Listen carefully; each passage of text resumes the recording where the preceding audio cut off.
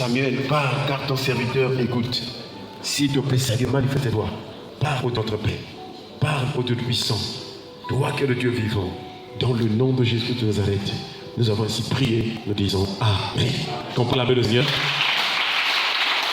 Voilà, nous sommes en train de voir la responsabilité dans le champ de Dieu. Et précisément, le Seigneur nous a emmenés jusqu'à l'église corps de Christ. Parce que nous sommes partis du jardin d'Éden. Ensuite, nous sommes passés par Israël et la ville de l'Éternel. Mais nous avons compris par la grâce de Dieu que tout cela, Dieu voulait nous enseigner vraiment les choses spirituelles. Parce que si Israël était basé sur des biens visibles, sur des ordonnances charnelles, alors nous en sommes au sacerdoce royal qui est basé par le Saint-Esprit. Alléluia. Et donc, à partir du sacerdoce de Christ, nous devons comprendre maintenant que tout ce qui nous était enseigné physiquement, visiblement, a un rapport ou bien une signification spirituelle. Voilà pourquoi ce matin encore nous continuons. Et nous sommes précisément sur le texte de Jean chapitre 15 où Jésus a dit « Je suis le vrai cep et mon Père est le vigneron ». Et il fait mention aussi d'autres relations avec le vrai cep, donc le sarment qui devait être attaché au vrai cep. Et le sarment qui devait porter de fruits, chers frères et sœurs, c'est celui-là qui devait être ébranlé et afin qu'il porte encore plus de fruits. Mais le sarment qui ne porte pas de fruits devait être rétorché. Qu'est-ce que cela veut dire? Cela veut dire que le Seigneur nous sauve par grâce. Il nous appelle tous. Il veut que tous les hommes soient sauvés et parviennent à la connaissance de la vérité. Mais le salut, c'est tout un mystère. Le salut a un début, le salut a un parcours et le salut a une fin pendant que nous sommes sur la terre. Est-ce qu'on peut acclamer le Seigneur? C'est-à-dire, pendant que tu crois en Jésus-Christ, nous sommes encore sur la terre. Tu commences une marche avec Dieu. Tu commences la marche avec le Seigneur. Et dans cette marche, le Seigneur te donne comment il faut se conduire. C'est cette marche qu'on appelle la sanctification. Tu es sauvé par grâce, mais tu as encore une marche. Pourquoi le Seigneur nous demande de nous sanctifier? Pourquoi le Seigneur demande nous vraiment de marcher à son corps? Parce que nous avons encore un cœur, un corps. Un corps qui n'a pas encore subi la rédemption.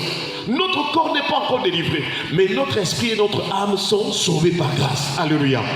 Et comme nous sommes encore dans ce corps de chair, dans cette tente terrestre, dans cette tente, ce corps qui est lié aux choses de la terre, à la sagesse terrestre, qui est quelquefois manipulé, quelquefois vraiment attiré par les choses du monde, les choses de la terre, alors nous devons obéir dans notre esprit aux choses de Dieu afin de tenir ferme.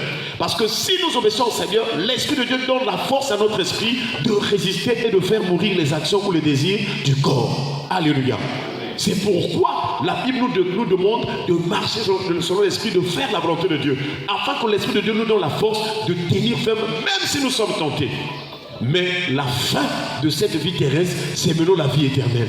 Donc la fin de notre vie terrestre, si nous avons pour fruit la sanctification, c'est ce que Paul dit, alors nous aurons pour fin la vie éternelle. Donc pour entrer dans la vie éternelle, pour entrer au ciel, il faut que tu termines bien la course par la sanctification, la crainte de Dieu et en faisant ce qui est droit et juste. Je ne sais pas si je me fais comprendre. Donc, un véritable chrétien, un enfant de Dieu, doit nécessairement, doit obligatoirement se sanctifier. Sinon, tu as eu la grâce d'être sauvé. Tu as eu la grâce de commencer la course. Tu as eu la grâce de marcher avec Dieu. Mais comme tu n'as pas voulu te sanctifier, tu n'as pas voulu vraiment abandonner le péché, le mal, lorsque tu es tenté, alors à la fin, si tu as vécu dans la vie de péché, tu n'entreras pas au ciel. Mais la grâce était là. Mais tu n'as pas voulu vraiment te débarrasser, t'éloigner du mal. Voilà ce qui va faire que certains chrétiens restent et d'autres vont rentrer au ciel. Alléluia. Et c'est pourquoi nous sommes en train de voir la responsabilité. Tu dois être conscient que moi j'ai accepté Christ. Je dois marcher dans ses voies. Je dois faire la volonté du Père. Je dois m'éloigner du monde. Je ne dois plus vivre par rapport à ma vie passée. Moi j'insultais les gens. Je faisais ce qui est mal. Mais maintenant que je suis sauvé, je dois marcher dans cette vie. On appelle ça la nouvelle vie. Il y a une différence entre l'ancienne vie païenne, là où tu insultais les gens, tu aimais calomnier les gens, tu montais. Ça c'est l'ancienne vie. Maintenant que Jésus est mort à cause de cette ancienne vie, pour te faire passer à la nouvelle vie, alors le signe que tu as, le fruit pour la vie éternelle ou la sanctification, ce sont les nouveaux fruits. Alléluia. Est-ce qu'on peut acclamer le Seigneur? Et nous prions que Dieu nous donne vraiment cette nouvelle vie au nom de Jésus. Il faut que les choses anciennes passent au nom de Jésus. Donc voilà ce que le Seigneur nous présente dans la vie de l'Éternel, ou encore lui étant le vigneron, le Père, et que Jésus le sait, il nous montre maintenant que tout sarment qui est en moi. Donc il y a deux types de sarments. Il y a le sarment qui va porter le fruit, afin qu'il soit émondé et porte encore plus de fruits, mais il y a les sarments qui ne portent rien. Donc il y a des chrétiens quelquefois qui ne veulent rien savoir de la sanctification. Ils veulent souvent que Dieu les bénisse. Ils veulent souvent qu'ils entrent dans un mariage, qu'ils trouvent du pain, ainsi de suite, et l'argent. Mais ça, ce sont les bénédictions ou les choses de la terre. Dieu veut que tu commences à choisir ce qui est céleste. Dieu veut que ton cœur puisse être assoiffé aux choses du ciel. C'est alors, frères et sœurs, si tu as compris que ma marche avec Dieu, c'est pour le ciel. Parce que le salut nous donne la citoyenneté des cieux. Il nous donne d'être citoyens des cieux. Notre cité, notre patrie, c'est maintenant le ciel.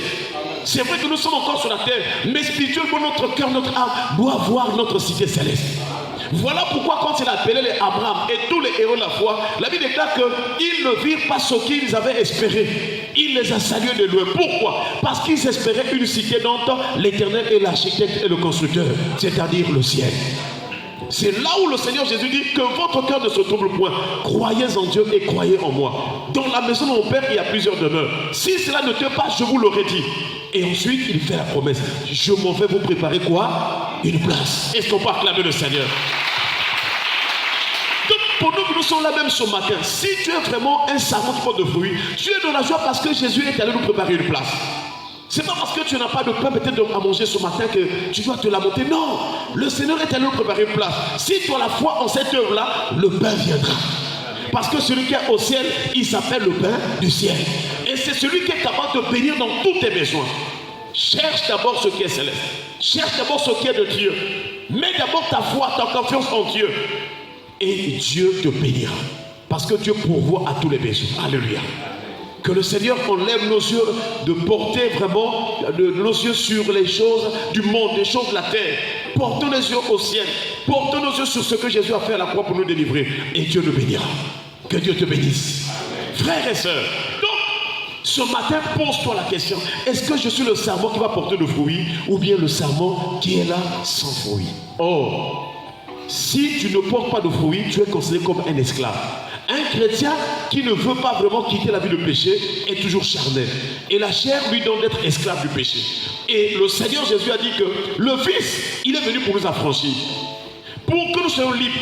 Mais ceux qui sont réellement libres, ce sont les fils de Dieu. Mais les esclaves sur la maison, Jésus dit, l'esclave ne demeure pas toujours dans la maison. C'est le Fils qui demeure toujours. Alléluia. C'est-à-dire, si tu es un véritable chrétien, tu demeureras dans la maison de l'Éternel pendant que tu es sur la terre jusqu'à ce que tu entres au ciel. Mais si tu ne te convertis pas, tu ne te réponds pas sincèrement, tu ne veux pas suivre la voie de Dieu, un temps Dieu t'a fait grâce, mais à la fin tu seras retranché, tu seras rejeté. Voilà pourquoi nous insistons, frères et sœurs, suis la voie de Dieu, fais la volonté du Père, éloigne-toi du mal, abandonne le péché, parce que les temps sont finis. Est-ce qu'on peut acclamer le Seigneur?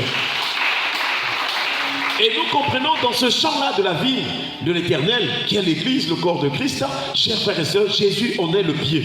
Le pied ou le cep, c'est ce qui soutient, c'est le fondement. Déjà, à Pierre, Jésus a dit cela. Pierre, Jésus a rappelé, lorsque Pierre il a posé la question à Pierre, qui dites-vous que je suis au dire des hommes? Les uns disent que tu es Jérémie, l'un des prophètes, Élie, ainsi de suite, Jean-Baptiste. Mais vous, qui dites-vous que je suis? Pierre a dit que tu es le Fils, le Christ, le Fils du Dieu vivant. Est-ce qu'on peut acclamer le Seigneur? Ensuite, le Seigneur lui rappelle, ce ne sont pas la chair et le sang qui t'ont révélé cela, mais c'est mon Père qui est dans le ciel. Ça veut dire qu'il y a des révélations que les gens donnent, c'est la chair. C'est par audace. Parce qu'il est habitué aux choses de Dieu, quelquefois sa chair peut se manifester. Oh, Dieu m'a dit, mais ce n'est pas Dieu. La vraie révélation doit nous conduire à une personne. La vraie révélation doit présenter une seule personne qui, la personne de Jésus-Christ. C'est lui le cœur. Même quand tu dors dans ta maison, il faut que Christ soit au cœur de tout. Tu dois te référer à Christ seul, pas à une autre personne, pas à une église, pas à un pasteur. Tu dois te référer à Christ. Frères et sœurs, que Dieu nous aide à porter l'image de Christ. Lorsque les gens te voient en cours de route, dans le quartier, partout, ta manière de parler, de s'habiller, de faire, est-ce qu'on voit l'image de Jésus?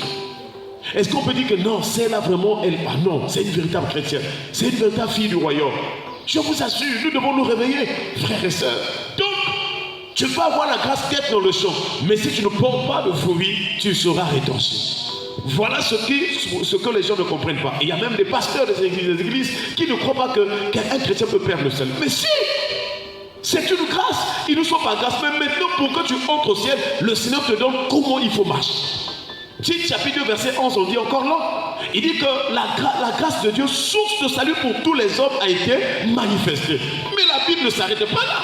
Il dit, elle nous enseigne à renoncer à l'impiété et aux convoitises mondaines. C'est-à-dire que nous sommes sauvés par grâce. Mais maintenant que nous sommes sauvés, nous devons refuser et renoncer le monde et les impuretés. Mais si dans ton cœur, dans ton esprit, dans ta pensée, il y a des séries télévisées, il y a des films pornographiques, il y a des choses sales, toi tu passes, tu as des choses que tu vois, tu acceptes, tu mets les mèches, tu mets les vernis, tu mets les choses que le monde te propose. Parce que le monde c'est un système d'habillement, c'est un système de la manière d'être, c'est un système de pensée. Si tu mets ces choses que Dieu interdit, mais tu n'entreras pas au ciel. Même si tu as fait 12 ans, 10 ans, 40 ans, tu n'entreras pas parce que Dieu on va le corrompre. Voilà pourquoi Dieu a mis en place des églises, des serviteurs qui prêchent la sainte doctrine. Ils sont l'image des prophètes dans l'Ancien Testament qu'on appelle des sentinelles.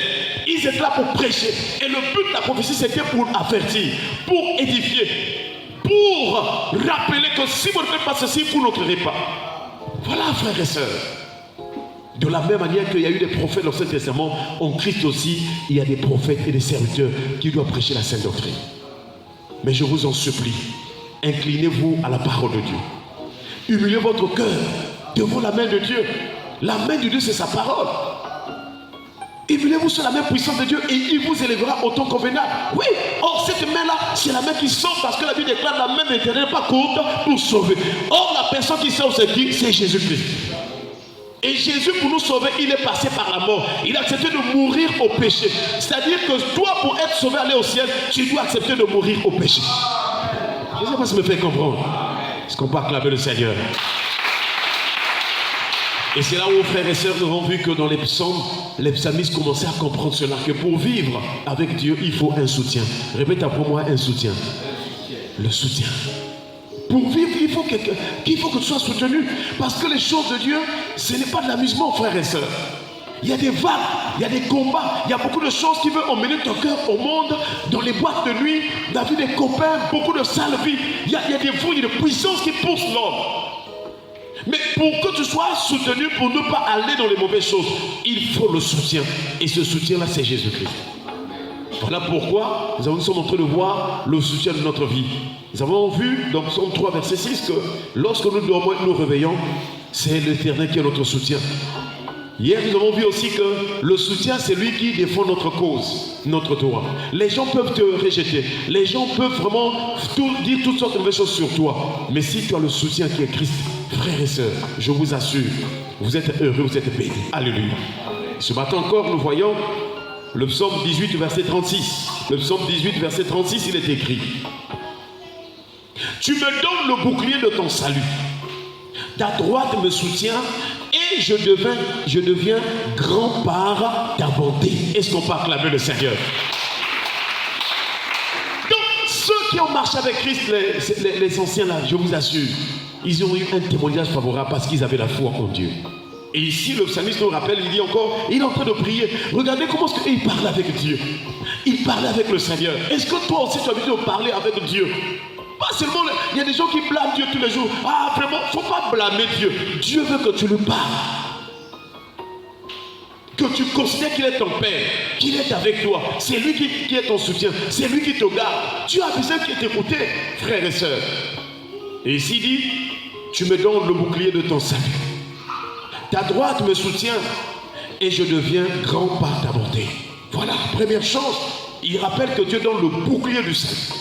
Frères et sœurs, si personne n'a pas de bouclier, cette personne-là sera vulnérable quant aux traits enflammés du malin.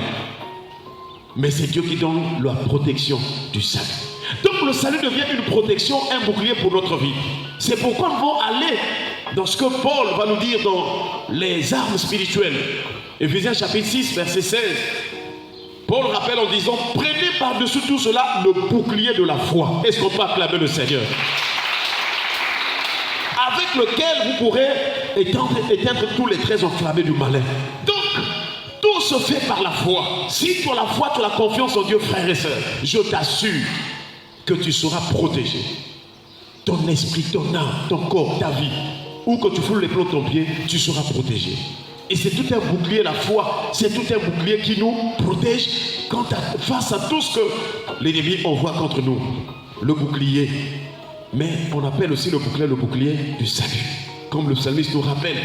Donc si nous avons la foi, nous rentrons dans le salut, nous serons protégés par le salut. Le salut, c'est une protection. C'est-à-dire que nous étions exposés à la mort, exposés à la perdition. Voyez-vous comment les gens meurent n'importe comment comme des mouches. Mais ceux qui croient en Jésus-Christ, ceux qui ont accepté Jésus-Christ comme Seigneur et Sauveur, ils sont protégés. Leur mort sera maintenant la volonté de Dieu. Alléluia. Comme Dieu permettra, tu pourras. Tant que Dieu n'a pas permis, personne ne te détruira. Parce que tu es protégé par le bouclier du salut. Est-ce qu'on peut acclamer le Seigneur? Que tous les traits enflammés du malin soient anéantis au nom de Jésus. Éphésiens chapitre 2, verset 8. C'est par grâce que vous êtes sauvés, par le moyen de la foi. Et cela ne vient pas de vous, c'est le don de Dieu. Voilà donc, chers frères et sœurs, nous devons travailler pour le salut.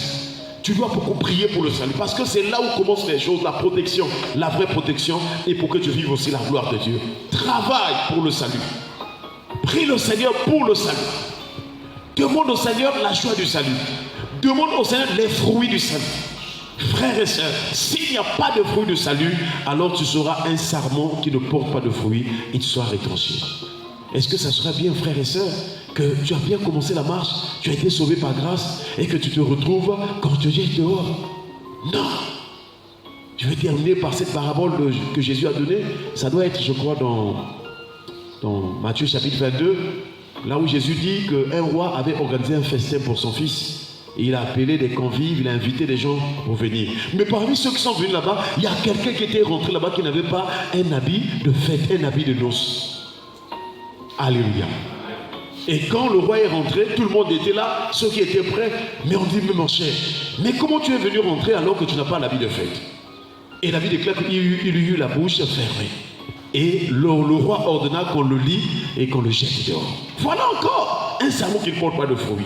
La grâce est là. Tous les jours, le Seigneur te parle. Tu te connais toi-même. Tu connais ton cœur. Tu connais tes pensées. Tu connais les voies par lesquelles tu passes. Mais il y a une décision à prendre. La Bible chrétienne, ce n'est pas une vie d'apparence que non, on est habitué, le pasteur connaît que je vais à l'église, vraiment le frère Modeste me connaît, maman Béa me connaît, maman Viviane, maman Adeline me connaît, en tout cas chaque... Ce n'est pas ça. Le grand problème, c'est à l'intérieur, face à face contre Dieu. Ton cœur face à face. Voilà ce que Jacob a fait. Il a rencontré Dieu et il a changé. Et j'aimerais te dire que toi aussi tu peux changer. Mais c'est une question de décision. Il faut que tu te dises que Seigneur, je veux changer de vie. J'ai besoin d'une nouvelle vie, Seigneur. Je veux entrer au ciel. Je ne veux pas aller à la perdition. Seigneur, regarde mes faiblesses. Regarde ce que je fais. Regarde, Seigneur, s'il te plaît, change-moi, sauve-moi. Regarde les psalmistes. Reconnais que c'est Dieu qui soutient. Et le Seigneur te délivrera. Il n'y a rien qui soit impossible devant le Père. Rien du tout. Quelles que soient tes origines, ta famille, ou je ne sais pas qu'est-ce qui se passe dans ta vie, Dieu est capable de te sauver. Que le Seigneur bénisse sa parole. Nous rendons grâce au Seigneur pour sa parole. Prions le Seigneur au nom de Jésus.